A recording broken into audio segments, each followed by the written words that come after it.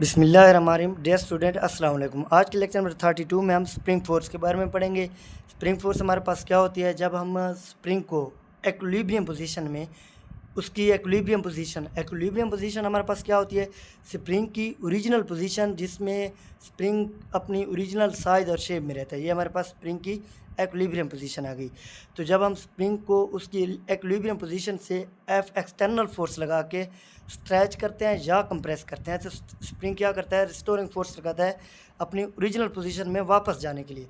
अब यहाँ पे हमने स्प्रिंग को क्या किया है? एक्सटर्नल फोर्स लगाई है।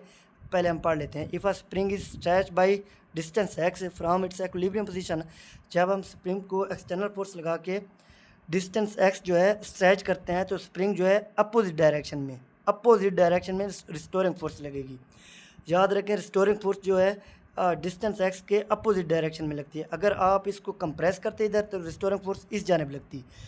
तो अगर हम यहाँ पे हम जो है इसे स्ट्रेच कर रहे हैं, तो रिस्टोरिंग फोर्स इसके अपोजिट डायरेक्शन में लग रही है। इस तरफ स्ट्रेच करें एक्स डिस्टेंस, इसकी एक्विलिब्रियम पोजीशन से, तो रिस्टोरिंग फोर्स इस जानिब लगेगी। तो हमारे पास स्प्रिंग फोर्स माइनस के एक्स, इसलिए हमारे पास माइनस का साइन आता है, क्योंकि अपोजिट डायरेक्शन में इसकी रिस्टोरिंग फोर्स लगती है। और जहाँ पे हम पॉजिटिव एक्स की तरफ खींच रहे हैं इसे, और नेगेटिव एक्स की जानिब जो है इसकी रिस्टोरिंग फोर्स लग रही है। If a spring is compressed by x from its equilibrium position, अगर स्प्रिंग हमारे पास एक्विलिब्रियम पोजीशन में है और उसे हम कंप्रेस करते हैं, तो यहाँ पे भी वही सीन है। यहाँ पे भी अपोजिट डायरेक्शन में रिस्टोरिंग फोर्स लग रही है। अगर इस तरफ कंप्रेस कर रहे हैं, तो रिस्टोरिंग फोर्स इस जानिब लग रही है। तो हमारे पास स्प्रिंग फोर्स क्या आ जाएगी? के एक्स आ जाएगी। मासलेस स्प्रिंग अगर हमारे पास होगा, मासलेस स्प्रिंग वो होता है जिसमें हमारे पास किसी भी स्प्रिंग का मास जो है मेंशन नहीं होता। स्प्रिंग का जब तक मास मेंशन ना हो, तब तक वो स्प्रिंग हमारे पास क्या होता है? मासलेस होता है। और हमारा कोर्स में तकरीबन 95% जो स्प्रिंग मासलेस यूज़ होता है। तो मासलेस स्प्रिंग में हमारे पास जो है फोर्स जो है फॉर होल स्प्रिंग के लिए सेम ही रहती है। मासलेस स्प्रिंग में फोर्स हमारे पास सेम ही रहती है। आगे हमारे पास क्वेश्चन है, the extension of spring for equilibrium position के लिए हमने स्प्रिंग की एक्सटेंशन फाइंड करनी है। तो पहला स्प्रिंग हमारे पास ये है, स्प्रिंग का कांस्टेंट हमारे पास क्या होता है? के होता है। स्प्रिंग का कांस्टेंट के होता है। तो यहाँ पे इसके साथ मास एम अटैच है। इसको हम स्लोली नीचे ले जाएंगे, स्लोली ऐसा ले जाएंगे। सडनली लेके नहीं जाना, ऐसा लेके जाना है। अगर हम सडनली लेके जाएंगे, तो ये हमारे पास वर्क एनर्जी वाला केस हो जाएगा। और ये हम इंशाल्लाह आगे जो नेक्स्ट चैप्टर पढ़ेंगे, उसमें जो है वर्क एनर्जी करेंगे। तो इसे स्लोली लेके जाना है। अब यहाँ पे जो है मास पे एम जी की फोर्स नीचे लगेगी, उसकी वेट की फोर्स नीचे लगेगी। वेट की फोर्स नीचे लग रही है, जितनी वेट की फोर्स लगेगी उतनी ऊपर स्प्रिंग की फोर्स लगेगी। वेट की फोर्स बढ़ती जाएगी, स्प्रिंग की फोर्स भी ऊपर बढ़ती जाएगी। एक टाइम आएगा दोनों फोर्सेस बराबर हो जाएंगी। वेट की फोर्स भी बराबर हो जाएगी और स्प्रिंग की फोर्स भी बराबर रहेगी। तो हमारे पास जो ये मास एम जो है यहाँ पे एक्विलिब्रियम में आ जाएगा। तो k x is equal to m g, x हमारे पास एम जी बाई के हो जाएगा। और अगर हम इसे सडनली ड्रॉप करते हैं, तो ये हमारे पास energy conservation x equal to, अगर इसी मास को सडनली ड्रॉप करते हैं, तो x equal to 2 mg by k आ जाएगा।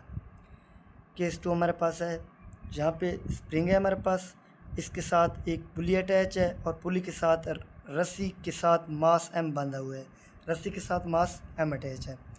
तो यहाँ पे हम स्प्रिंग को जो है एक्स डिस्टेंस नीचे स्ट्रेच कर रहे हैं, अच्छा, स्प्रिंग स्ट्रेच कैसे होगा? मास एम पे नीचे की जानिब वेट की फोर्स लग रही है। मास की वजह से रस्सी में टेंशन आ जाता है, और टेंशन की वजह से हमारे पास पुल्ली नीचे होती है। टेंशन की वजह से पुल्ली हमारे पास नीचे की तरफ मूव करती है। जब पुल्ली नीचे की तरफ मूव करेगी, तो स्प्रिंग भी नीचे की तरफ स्ट्रेच होगा। स्प्रिंग ही हमारे पास क्या होगा? नीचे की तरफ स्ट्रेच होगा। जब स्प्रिंग नीचे की तरफ स्ट्रेच होगा, तो हमारे पास जो है स्प्रिंग की फोर्स अपोजिट डायरेक्शन में ऊपर की जानिब लगेगी। तो स्प्रिंग की फोर्स हमारे पास क्या लगेगी? अपोजिट डायरेक्शन में, मतलब ऊपर की तरफ लगेगी। अब मास जो है हमारे पास, मास पे जो है एक फोर्स लग रही है टेंशन की ऊपर की तरफ। लेकिन अगर हम पुली को देखें, पुली पे 2 टेंशन की फोर्सेस नीचे की तरफ लग रही हैं, एक स्प्रिंग की फोर्स ऊपर की तरफ लगी है। पुली पे क्या लग रही है? एक स्प्रिंग की फोर्स ऊपर की तरफ, जो हमारे पास 2 टेंशन की फोर्स नीचे की तरफ लग रही है। और मास को देखें, तो मास पे नीचे की तरफ एम जी की फोर्स, ऊपर की तरफ टेंशन की फोर्स लग रही है। यहाँ पे हमारे पास पुली है। पुली को देखें, अभी हमने ये इसके बारे में डिस्कस भी किया है। पुली पे हमारे पास ऊपर की तरफ स्प्रिंग की फोर्स लग रही है और नीचे की तरफ 2 टेंशन की फोर्स लग रही हैं। तो हमारे पास स्प्रिंग की फोर्स 2T के बराबर हो जाएगी।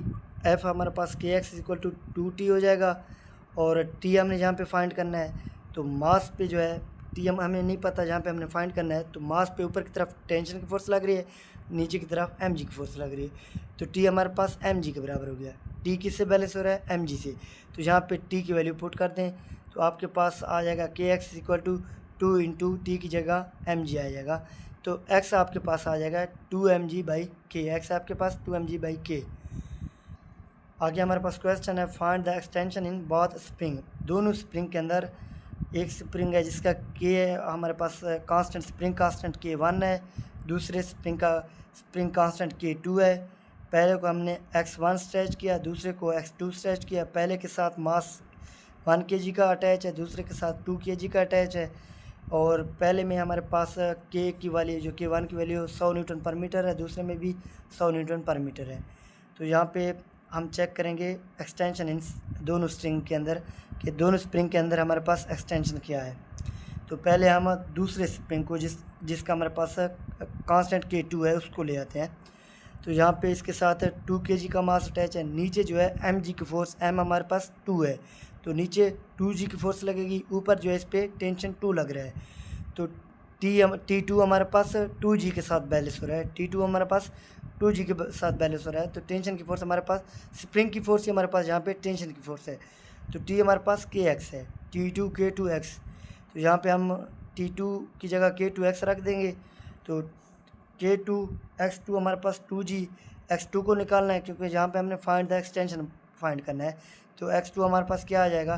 2g/K2। तो यहाँ पे हमारे पास जो दूसरा स्प्रिंग था जिसका कांस्टेंट हमारे पास K2 था, उसमें एक्सटेंशन हमारे पास x2 = 2g/K2 आ गया। तो यहाँ से हमारे पास x2 = 2g/K, यहाँ पे g की वैल्यू 10 आ जाएगी, k की वैल्यू आपके पास 100 आ जाएगी। तो x2 आप फाइंड कर सकते हैं। x2 आप, g की वैल्यू 10 और k2 की वैल्यू आपके पास 100 है। तो आप 2 × 10 आपके पास आ जाएगा 20, 2 × 10 आपके पास 20 आ जाएगा, डिवाइडेड बाय आपके पास 100 है। तो ये आपके पास है 0.2 मीटर आ जाएगा। x2 आपके पास 0.2 मीटर आ जाएगा।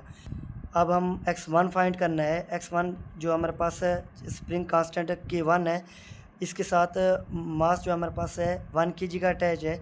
इस पे एक स्प्रिंग की फोर्स ऊपर की तरफ लग रही है T1 की, और नीचे 2 फोर्सेस लग रही हैं, एक T2, एक हमारे पास mg लग रही है। नीचे कितनी फोर्सेस लग रही हैं? 2 फोर्स, एक ऊपर की तरफ T1 की और नीचे 2 फोर्सेस लग रही हैं। तो ऊपर हमारे पास एक फोर्स लग रही है T1 की और नीचे 2 फोर्सेस लग रही हैं। तो T1 हमारे पास किससे बैलेंस हो रहा है? T2 प्लस हमारे पास 1 मास है, इसका मास हमारे पास 1 kg है। तो m जहाँ पे 1 kg आ जाएगा तो T1 = T2 + 1g। तो T1 = T2 हमारे पास कितना आया था? 2g आया था। T2 हमारे पास 2g आया था। T1 = 2g + 1g, तो ये हमारे पास 3g हो जाएगा। अब T1 हमारे पास स्प्रिंग की फोर्स है तो K1 x1 = 3g। तो यहाँ पे हमारे पास x1 निकल आ जाएगा। x1 हमारे पास क्या आ जाए? x1 हमारे पास आएगा x1 = 3 × 10/100। आप यहाँ पे x1 रखेंगे और ये 100 नीचे चला जाएगा, तो ये आपके पास 1 0 से 1 0 काट जाएगी, आपके पास 3/10 आ जाएगा। तो x1 आपके पास 0.3 आ जाएगा। आगे हमारे पास एक और क्वेश्चन है, the masses are in motion, the reading of spring balance in kg।